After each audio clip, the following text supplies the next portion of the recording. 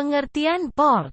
Dalam protokol jaringan TCP/IP, sebuah port adalah mekanisme yang mengizinkan sebuah komputer untuk mendukung beberapa sesi koneksi dengan komputer lainnya dan program di dalam jaringan. Port dapat mengidentifikasikan aplikasi dan layanan yang menggunakan koneksi di dalam jaringan TCP/IP.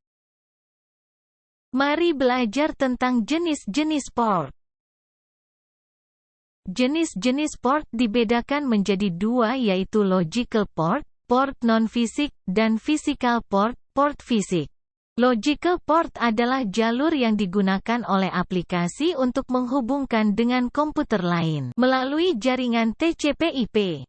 Physical port adalah port jaringan fisik yang memungkinkan kabel untuk dihubungkan ke komputer, router, modem dan perangkat periferal lainnya. Contoh logical port dan physical port. Contoh logical port.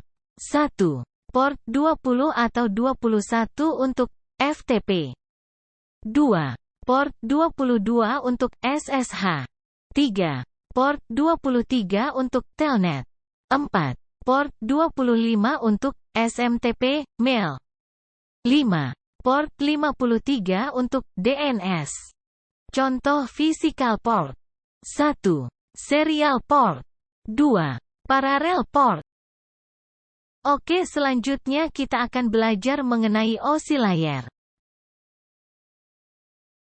Pengertian OSI layer. OSI layer atau Open Systems Interconnection adalah sebuah layar referensi yang digunakan untuk menjelaskan bagaimana komunikasi jaringan komputer dapat dilakukan secara efisien, dan interpretabilitas antar sistem yang berbeda. Model ini dikembangkan oleh International Organization for Standardization, ISO, sebagai standar untuk menggambarkan komunikasi antara sistem komputer dalam sebuah jaringan. 7 lapisan layar. 1. Physical layer. Merupakan lapisan fisik yang secara langsung berhubungan dengan perangkat keras sehingga proses pemindahan bit data berjalan lancar antar device. 2. Data link layer.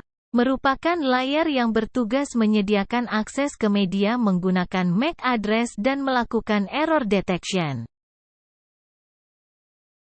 3. Network layer. Layar ini bertugas untuk memberikan jalur atau merutekan paket dan sebagai fasilitas bagi proses pertukaran informasi antara dua jaringan berbeda. 4. Transport layer.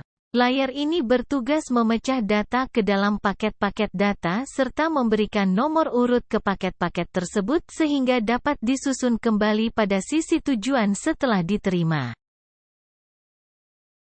5. Session layer. Layar ini berfungsi untuk memelihara atau merawat dan melakukan hubungan antar host di dalam suatu jaringan. 6. Presentation layer. Layar ini berfungsi untuk mentranslasikan data yang hendak ditransmisikan oleh aplikasi ke dalam format yang dapat ditransmisikan melalui jaringan. 7. Application layer.